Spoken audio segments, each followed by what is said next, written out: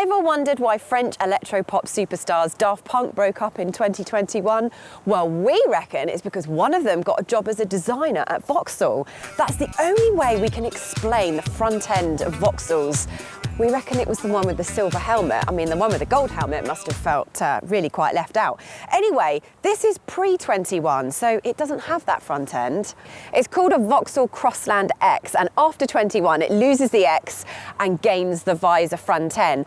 Vauxhall says it is a small, stylish SUV. Now, we're not too sure about that, but what it does do is fill the space that the Meriva has left behind. Now, if you remember the Meriva, it was a very likeable, small, solid MPV. That's a people carrier.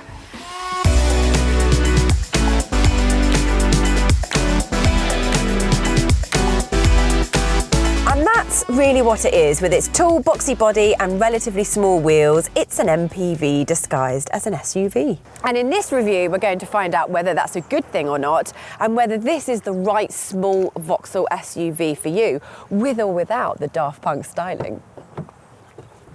So what exactly do we mean by that? Well, you could buy this, or you could get a Vauxhall Mocha, for example, which is a bit more funky and comes in all electric, but it's a bit less practical and it's more expensive. Other alternatives include the Ford Puma, Renault Captur and Seat Torona. Like those cars, the Crossland is just over 4 metres long. And if you like the sound of those rivals, then why not check out the Motorpoint YouTube channel, where you'll find reviews on them as well as loads of other cars. Inside the Crossland, it feels smart enough and there are some appealing touches. For example, we've got this here, which you can get in other colours. This one's white, but is white a colour?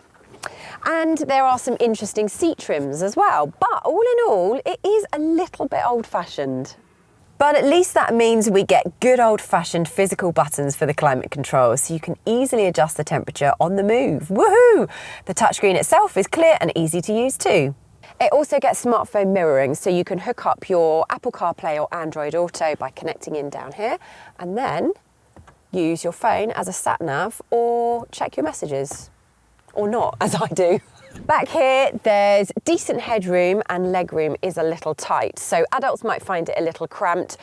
Perfect for children, and maybe 5'4.5" me. The problem is there isn't really anything to serve us back here. There are no air vents, no USB connectors or plug-in down there, and there's no armrest unless you go for the top spec Ultimate model, which also gets you sliding rear seats.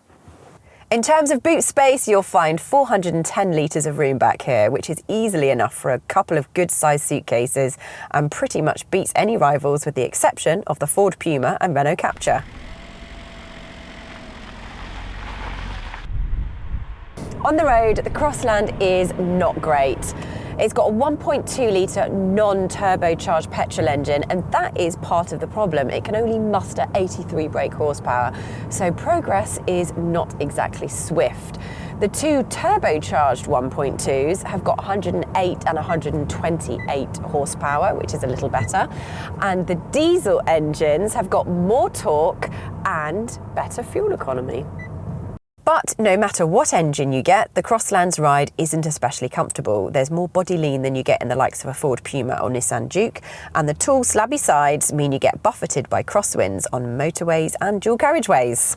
That being said, light steering is great for driving around town, as is the all-round visibility. You also get LED headlights, lane keep assist and automatic speed limit detection, so it's not all bad. It's just you'll have more fun in most of its rivals. So what do we think of the Vauxhall Crossland then? Well, if you're expecting it to be a fashionable SUV, you might be disappointed, and you might be better off with a Vauxhall Mocha.